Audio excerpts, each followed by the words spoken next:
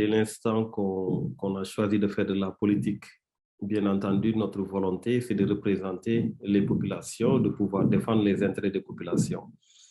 Être député, c'est être au sein de l'Assemblée nationale, c'est choisir de porter la voix du peuple, c'est choisir d'être du côté du peuple, d'apprécier le travail gouvernemental à travers l'évaluation des politiques publiques, le contrôle de l'action gouvernementale, le vote des lois. Donc, être député, c'est bien évidemment une manière de représenter son peuple. Donc, je peux pas dire que j'avais forcément voulu être député, mais je dois dire que je ne peux pas refuser d'être député parce que justement, j'ai choisi de faire de la politique, de représenter les populations, de défendre leurs intérêts.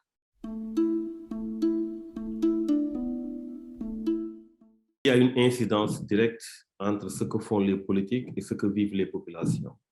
Est-ce qu'on peut mettre une corrélation? Oui, évidemment, il y a une corrélation. Mais est-ce que les populations le comprennent? Est-ce que le peuple, dans sa diversité, comprend qu'un député a un rôle à jouer, un président de la République a un rôle à jouer?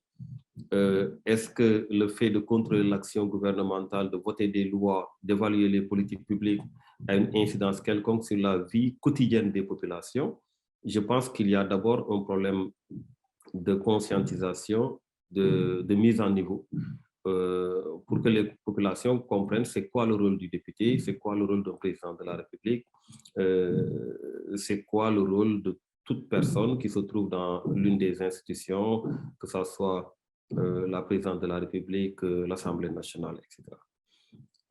Je pense fondamentalement que c'est le premier problème, parce que on l'a d'ailleurs constaté lors des dernières élections, des candidats à la députation se sont même permis de dire qu'ils allaient diminuer le coût de la cherté de la vie à travers l'Assemblée nationale, ce qui est impossible. Mais c'est possible de le dire dans un État où les populations ne sont pas très informées de comment fonctionnent nos institutions. Donc la première chose, c'est qu'il y a un défaut d'information. On n'informe pas assez, on ne communique pas assez sur les institutions et leur rôle. La deuxième chose, bien entendu, est que les politiques ont souvent déçu.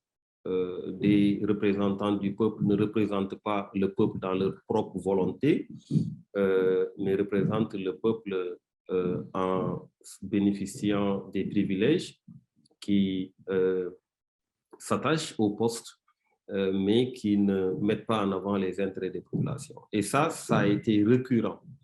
D'élection en élection, on s'est rendu compte que les députés du peuple ne sont pas forcément des députés du peuple, mais ce sont les députés du président de la République ou les députés d'eux-mêmes qui ne travaillent pas pour les intérêts des populations, mais pour leurs propres intérêts.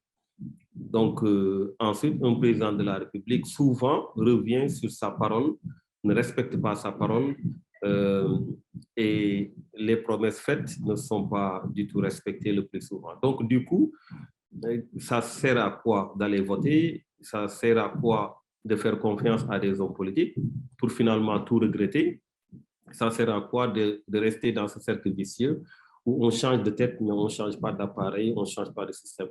Donc, finalement, bien entendu, compte tenu des urgences liées à la vie quotidienne des Sénégalais, liées à la dépense quotidienne, liées aux besoins divers, les populations, le plus souvent, préfèrent se concentrer sur leurs propres besoins et se détournent de plus en plus de la politique, malheureusement. Mais c'est une erreur parce que nous considérons, quoi qu'il en soit, que nous sommes dans un système démocratique qui fait que pour pouvoir être au niveau des sphères de décision, il faut évidemment faire de la politique. C'est-à-dire, dans notre constitution, on nous dit très clairement que les partis et les coalitions de partis concourent au suffrage des populations. Donc, il faut faire de la politique, il faut s'intéresser à la vie de la communauté.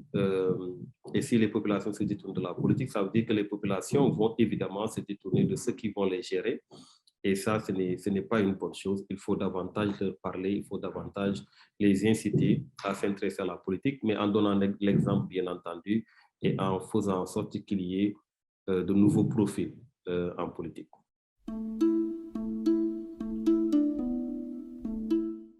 ils sont choisis parmi la population, donc ils ont les mêmes réflexes d'ignorance.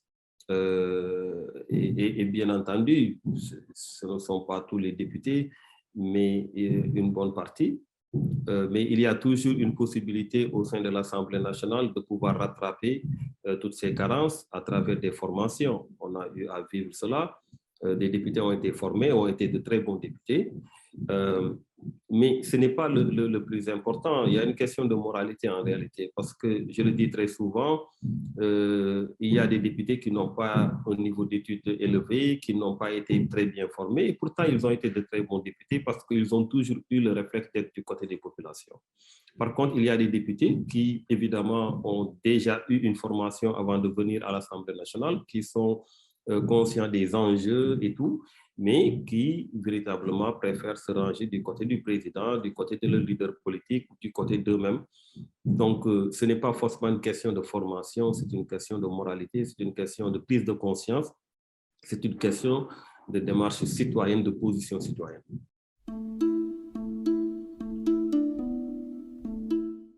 Le quotidien d'un député n'existe pas en dehors, bien entendu, des obligations ou des exigences plutôt liées à l'Assemblée nationale. Je dis exigences entre guillemets parce que en réalité, un député, on l'a vu, hein, on a vu lors de la législature passée, un député qui n'est presque jamais venu à l'Assemblée nationale. Donc, le quotidien d'un député, si on parle de quotidien d'un député, cela laisserait penser qu'il y a des obligations liées à la tâche, au poste, alors qu'il n'y en a pas, malheureusement. Les députés, donc, par rapport à leur prise de conscience des enjeux et de leur rôle, ont des quotidiens qui sont différents. Donc, mais ce que je peux dire d'une manière générale, si le député fait bien son travail, et ce qu'il faut savoir, c'est qu'à l'Assemblée nationale, il y a le vote des lois. Le plus souvent, c'est des projets de loi, ça vient de l'exécutif. Et les projets de loi, il faut savoir les lire. Il faut les lire, il faut les comprendre, il faut bien entendu avoir la capacité de pouvoir faire des amendements parce que c'est prévu dans la Constitution et les règlements intérieurs de l'Assemblée nationale.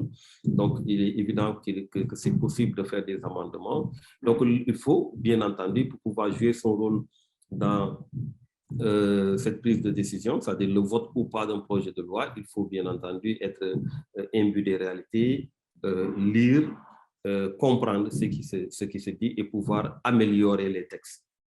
Donc, il se trouve que, par exemple, la loi des finances, c'est énorme, c'est énormément de choses à lire. Donc, un député, normalement, doit être quelqu'un qui lit souvent, qui lit beaucoup, hein, qui lit beaucoup pour comprendre. Ensuite, il y a le contrôle de l'action gouvernementale. Le contrôle de l'action gouvernementale se fait de diverses manières. Il y a ce qu'on peut appeler, disons, les questions écrites. Hein. On peut faire des questions écrites adressées aux membres du gouvernement, aux ministres. On peut faire des questions orales également. On peut faire également des questions d'actualité, c'est-à-dire par rapport à la situation, on rédige des questions qu'on adresse aux membres du gouvernement qui ont le devoir de répondre, ou l'obligation même de répondre. Ensuite, il y a la possibilité de mettre en place des commissions d'enquête parlementaires, etc. Mais aussi des visites sur le terrain. Par exemple, moi qui étais membre, en même temps que j'étais président de commission, j'étais également membre de la commission des lois de l'Assemblée nationale. Nous avions eu la possibilité d'aller visiter les prisons au Sénégal, de voir dans quelles conditions vivent les détenus dans notre pays. Nous avons été pratiquement dans toutes les prisons. Donc, c'est un travail de terrain qu'il faut faire tout le temps. Et il y a aussi l'évaluation des politiques publiques. Mais bon, là, c'est là où le bas blesse, c'est que justement, les députés ne sont pas assez formés pour cela. Et je le dis souvent, c'est à travers les initiatives du gouvernement ou des démembrements du gouvernement que les députés sont formés, alors que le gouvernement n'a pas forcément intérêt à ce que les politiques publiques soient évaluées, à ce que le contrôle soit approfondi, etc. Donc, le quotidien d'un député, c'est un travail. D'ailleurs, c'est pourquoi il y a ce qu'on appelle le régime des incompatibilités. C'est pourquoi un député ne peut pas faire énormément de choses. parce qu'un député doit exclusivement travailler au service des populations.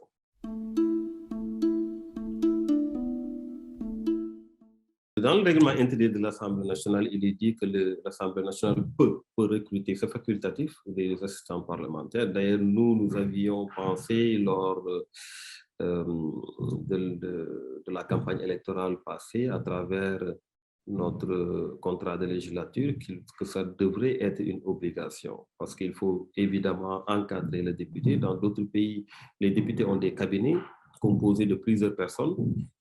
Donc, il faut un cabinet du moins, donc il faut évidemment que le député soit encadré. C'est pourquoi, justement, il y a bien entendu c'est facultatif qu'on puisse recruter des assistants parlementaires. Il y en a à l'Assemblée nationale, mais il y en a que peu, il y a un petit groupe, je pense que ça a été un peu renforcé, mais les assistants parlementaires ne sont pas forcément plus outillés que certains députés qui ont déjà de l'expérience, etc. Et ce qu'il faut savoir, c'est qu'un assistant parlementaire ne peut pas être un généraliste, on ne peut pas parce que ce qu'il faut comprendre, c'est qu'il faut des connaissances transversales. Le député doit être informé sur l'état de notre économie, sur l'éducation, sur la santé, etc. etc. Donc, il faut évidemment des assistants parlementaires qui sont dans ces domaines et qui ont une connaissance aiguë de ces domaines pour pouvoir aider. Pour pouvoir aider, il faut en savoir un peu plus. Donc, le fait de recruter des personnes qui sortent fraîchement de l'université, etc., en fait, ça ne permet pas d'assister en tant que tel. Donc, il faut évidemment qu'on prenne le temps de recruter des personnes qui ont une certaine expérience, qui ont une certaine connaissance dans certains domaines et qui pourront véritablement aider le député et cela permettra de contrôler effectivement l'action gouvernementale. Il faut dire qu'il y a quand même, c'est très intéressant, des éléments de la société civile qui interviennent très souvent au sein de l'Assemblée nationale. Il y a l'exemple de l'ONG 3G, il y a l'exemple du Forum civil, etc., qui aident les députés dans la capacitation, qui mettent en place des formations et qui aident les députés à mieux renforcer leurs capacités dans certains domaines. Ça aide énormément, ça aide beaucoup. Voilà, en gros, c'est ça que, bon, bien entendu, en dehors de ça, le député a le devoir d'aller s'informer, d'apprendre. Parce qu'un député qui est appelé à jouer son rôle doit aller chercher les outils lui-même. Il peut se faire aider, mais il peut également aller chercher les outils pour pouvoir faire face au groupe d'experts des ministres. Parce que quand les ministres viennent, les ministres sont entourés d'experts. Les ministres ne viennent pas seuls. Donc, pour faire face aux ministres, pour pouvoir poser des questions, faire des amendements, faire des propositions, mais il faut être au courant de ce qui se passe et il faut être très, très informé, avoir des connaissances dans le domaine visé.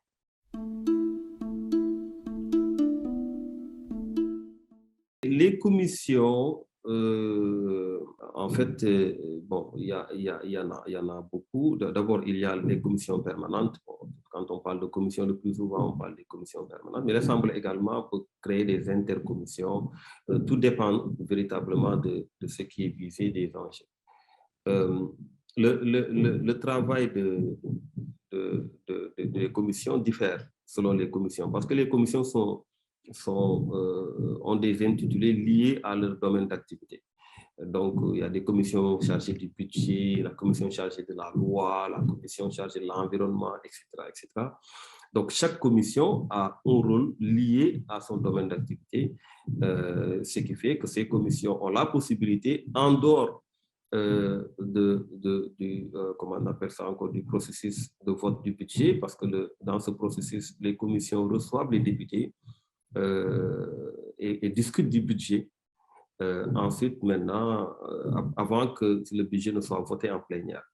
En dehors de cela, les commissions, lorsqu'il y a des projets de loi qui concernent une commission, la commission est saisie en première instance qui vote le projet avec les amendements qu'il faut, les discussions qu'il faut et tout ça, avant que le projet ne puisse atterrir au niveau de la plénière.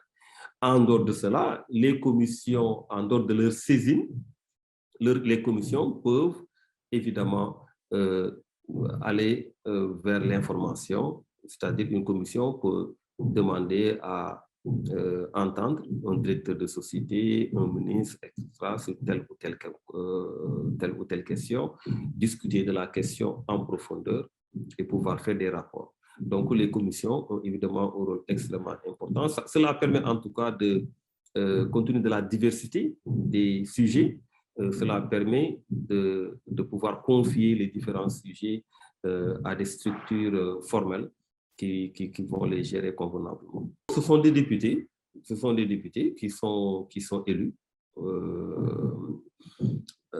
Bon, maintenant, c'est vrai que tout découle du choix des entités présentes, parce qu'en réalité, pour ce qui est des commissions, le choix se fait à travers les groupes parlementaires existants, et c'est le système de la plus forte moyenne, et disons avec un quotient électoral, ce qui fait qu'aujourd'hui, on peut être à la tête d'une commission, pas parce que toute l'Assemblée l'a voulu, c'est parce que le groupe a droit à avoir cette commission et le groupe parlementaire choisit la personne qui est à la tête de la commission. Maintenant, compte tenu des profils des uns et des autres, on ne peut pas dire qu'on tient compte des profils, qu'on tient compte de l'expérience, etc. Le plus souvent, c'est lié à des choix politiques.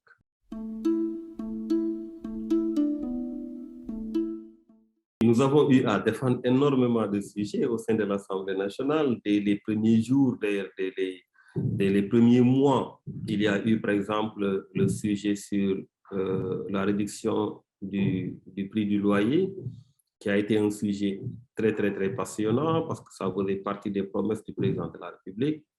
Nous étions dans la coalition Benno Bokk Yakaar à l'époque. Donc, normalement, nous devions soutenir ce projet à fond, mais nous avions émis énormément de réserves par rapport au projet de loi. Et nous avions dit que la manière dont le projet a été libellé risque de nous amener vers la spéculation plus tard. Et c'est ce qui est arrivé. Parfois, je le dis souvent, quand un gouvernement qui a énormément d'experts sur la question, qui a travaillé sur la question, ne peut pas anticiper sur certaines choses, ben, ce n'est pas parce qu'ils n'ont pas été au courant ou parce que tout simplement, il y a eu un discours populiste dans ce sens, de vouloir dire aux populations, voilà, nous nous occupons de vos problèmes, alors qu'il y a eu une mauvaise résolution d'un problème extrêmement sérieux et profond.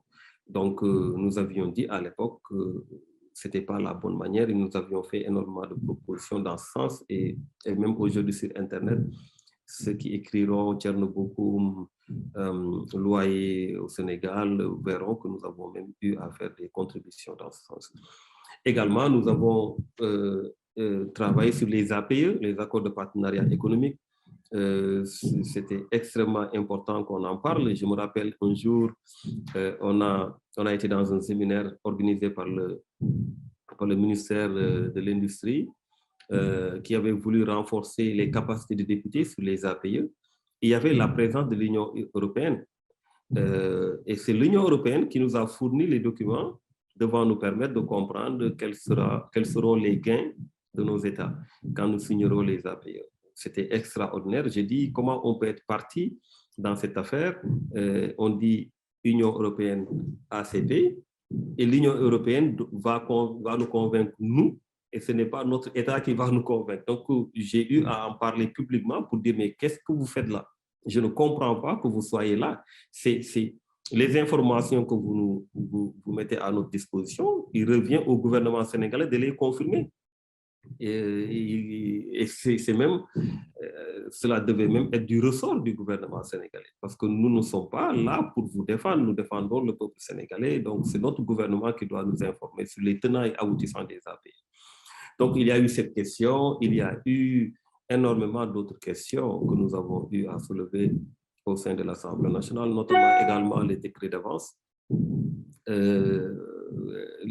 Quand il y a eu la première loi de finances rectificative, j'ai constaté qu'il y avait eu un décret d'avance de 8 milliards que le président de la République avait pris dès son accession au pouvoir. Et il l'avait désigné fonds politique. Donc, ils ont pris 8 milliards de francs CFA. Ça fait partie des premiers décrets du président de la République, qui est un décret d'avance pour prendre 8 milliards du trésor public sans explication. Et je l'avais dénoncé à l'époque, j'avais même écrit des contributions à l'époque. Donc, nous avons effectivement énormément travaillé sur beaucoup de questions liées aux intérêts des populations. Bon, maintenant, pour ce qui est des propositions de loi, il faut comprendre que les propositions de loi requièrent la majorité. Donc, quand une proposition de loi n'a de chance de prospérer que lorsqu'elle est portée par une majorité de députés. Donc, ce qui fait que même si on met en place des propositions de loi, il n'y avait pas de chance que cela puisse aboutir.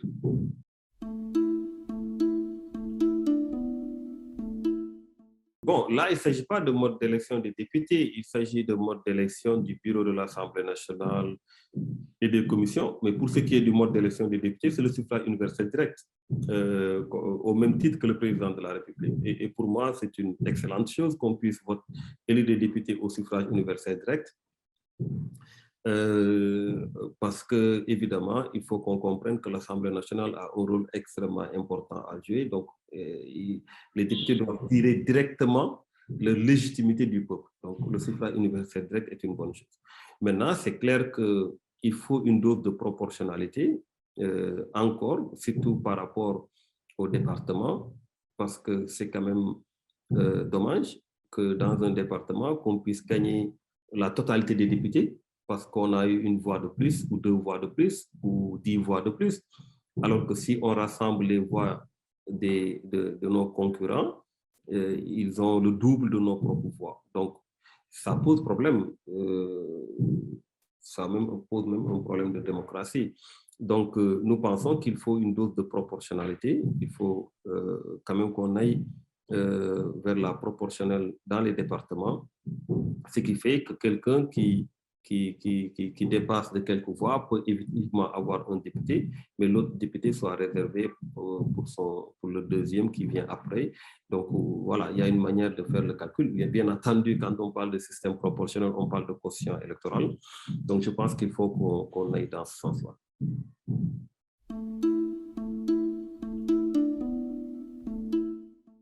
Les députés ne sont pas encore outillés, il n'y a pas eu assez de formation.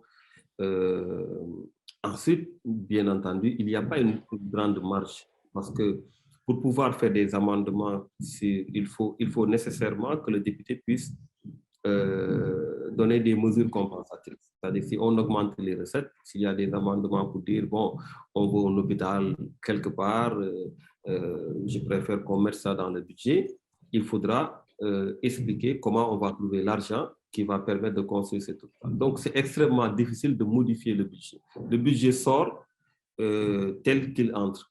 Donc, c'est une formalité. C'est vrai qu'il y a beaucoup de débats, il y a beaucoup de fatigue, même je dis, il y a beaucoup d'efforts d'énergie dépensés, mais le plus souvent, on aboutit au vote du budget. Donc, il faudra qu'on revoie ça de très, très près. Davantage former les députés, parce que aussi, même faire un amendement, il y a une partie technique pour pouvoir faire un amendement, écrire une proposition de loi, l'exposé des motifs, etc. Il y a également un aspect extrêmement technique.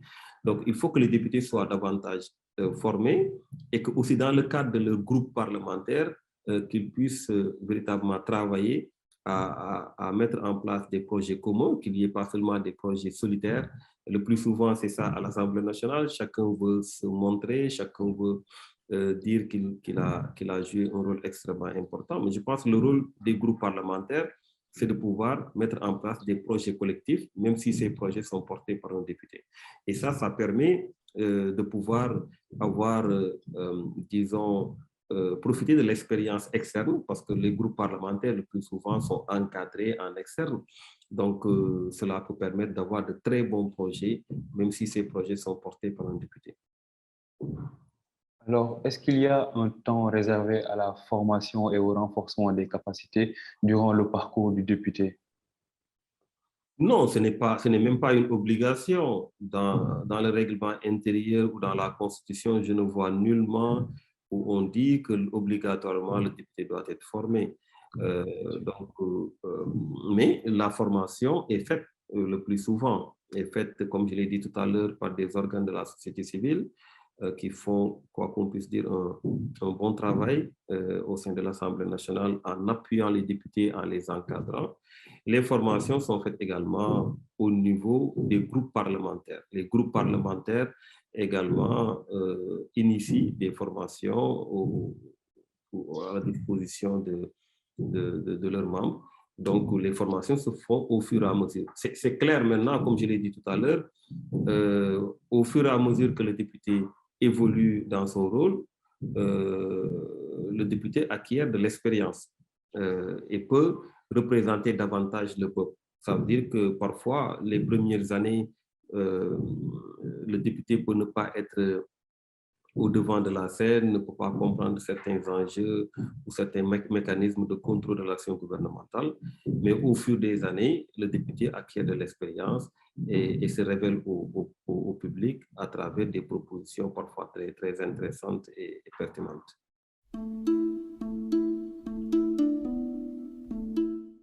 L'aboutissement de tout travail au sein de l'Assemblée nationale, c'est le vote. Et le vote, c'est la loi de la majorité qui s'impose. Donc, quand on est minoritaire à l'Assemblée nationale, c'est extrêmement difficile. Mais bien entendu, le peuple ne se limite pas au vote. Le peuple observe le travail des uns et des autres. Donc, en dehors de l'espace que nous offre l'Assemblée nationale, le plus souvent, le député de l'opposition a la possibilité de parler directement à son peuple à travers les médias. Donc, ça permet davantage de les conscientiser, de pouvoir avoir des soutiens diversifiés au sein du peuple sur certaines questions et évidemment influer sur la décision de la majorité parce qu'in fine, c'est la majorité qui décide parce que c'est le vote qui l'emporte surtout. Mais la majorité peut être influencée à travers la saisine de l'opinion publique nationale et internationale sur certaines questions, ce qui fait que la majorité parfois recule sur certains dossiers quand le peuple manifestement n'est pas d'accord. Non, la saisine de l'opinion publique, bon, c'est une formule peut-être que j'invente, mais c'est une manière de dire qu'on peut parler à la presse, qu'on peut faire des conférences de presse, faire des marches, informer l'opinion publique d'une situation. Vous avez vu ce qui s'est passé le 23 juin. Il y avait eu une majorité écrasante du pouvoir qui voulait porter un projet de réforme constitutionnelle, mais il y avait eu une minorité de l'opposition qui a saisi l'opinion publique, qui en a parlé, qui a alerté, ameuté. Donc, à la fin, il n'y a pas eu de vote. Donc, bien entendu, c'est pourquoi je dis qu'on peut être minoritaire, mais on peut également être influent si on parvient à adhérer l'opinion publique dans les combats que nous menons.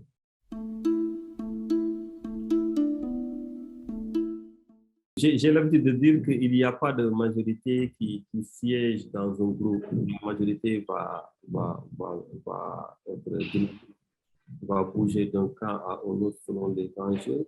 On ne peut même pas dire que le pouvoir a une majorité parce qu'aujourd'hui, nous notons tous qu'il y a eu un départ et qu'il y a également des frustrations à l'intérieur du pouvoir, comme il peut en avoir au sein de l'opposition, ce qui fait que tout dépendra des projets, des initiatives parlementaires.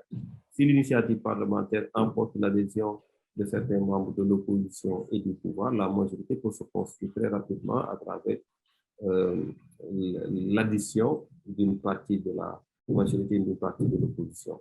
Donc, pour moi, cette majorité n'est pas saisissable, c'est une majorité dynamique qui va bouger d'un cas à l'autre.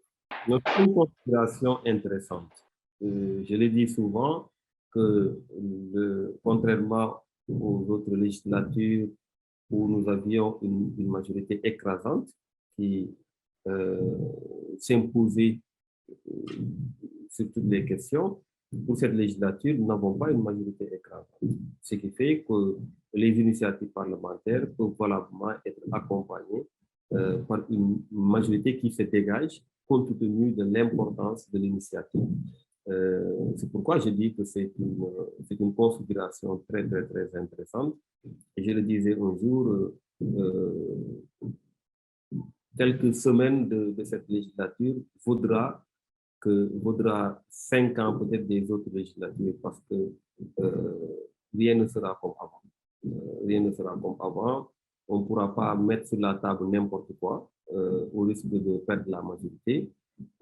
Et toute initiative peut être accompagnée parce qu'il suffit juste d'être pertinent dans la démarche et de travailler exclusivement pour les intérêts de la population. On pourra bien évidemment recruter dans d'autres zones, dans d'autres groupes, parce que tout simplement, à un moment donné, chacun va penser aux intérêts des populations. Cette législature ne durera pas plus de 2 ans.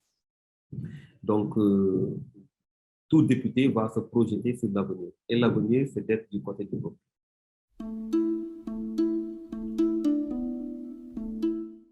La première recommandation serait d'abord de revoir totalement, entièrement le règlement intérieur de l'Assemblée nationale, faire une refonte du règlement intérieur de l'Assemblée nationale.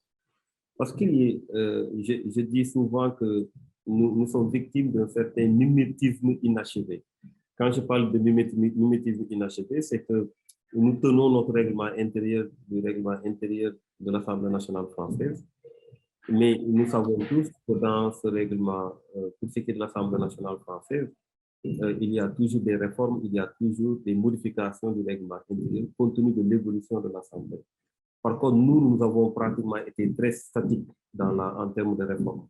Nous n'avions pas beaucoup réformé, nous n'avons pas beaucoup modifié. Ce qui fait que tout ça nous rattrape. Parce que ce qui devait modifier ont été toujours dans la logique d'une majorité écrasante. Une majorité écrasante peut toujours imposer sa loi. Par contre, avec cette législature, nous avons vu qu'il y a eu diverses manières d'interpréter la loi. Donc, il y a beaucoup de flou, il y a beaucoup de zones d'ombre dans le règlement intérieur de l'Assemblée nationale qu'il faut davantage améliorer. L'autre recommandation, c'est la formation. Il faut évidemment qu'il y ait une formation des députés. Les députés doivent être formés, les députés doivent être encadrés pour pouvoir leur permettre de jouer pleinement leur rôle.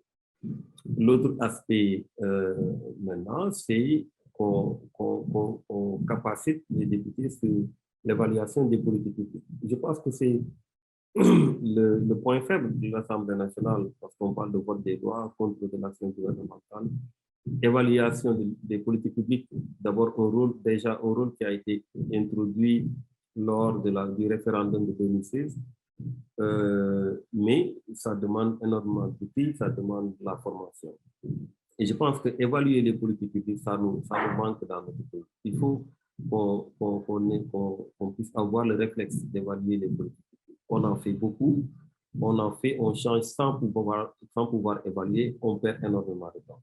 Donc, je pense qu'il faudra renforcer davantage ce rôle d'évaluation des politiques publiques qui est décerné aux députés, que ces députés puissent jouer pleinement le rôle dans ce sens. Merci beaucoup. Alors, en fin de compte, comment changer concrètement l'image de l'institution parlementaire en ce moment? En fait, je le dis souvent, on peut refaire le bâtiment, on peut ne pas toucher au bâtiment.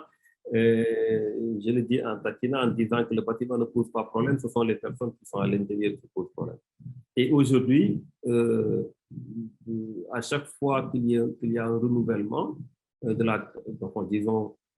députés, nous constatons pratiquement les mêmes pratiques. Ce qui fait que pour que l'Assemblée nationale puisse changer de visage, puisse avoir beaucoup plus de crédibilité, il faut que les députés qui sont élus par le peuple puissent jouer pleinement leur rôle.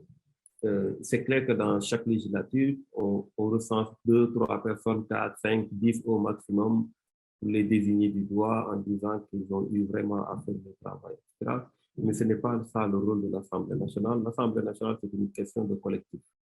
Donc, nous pensons qu'il faut une masse critique au niveau de l'Assemblée nationale qui puisse permettre de complètement changer de paradigme. Et ça, je le dis encore une fois, ce n'est pas à travers un programme différent ou des locaux qui vont être changés, c'est à travers une conscientisation des députés et à travers le rôle de citoyens au service des populations.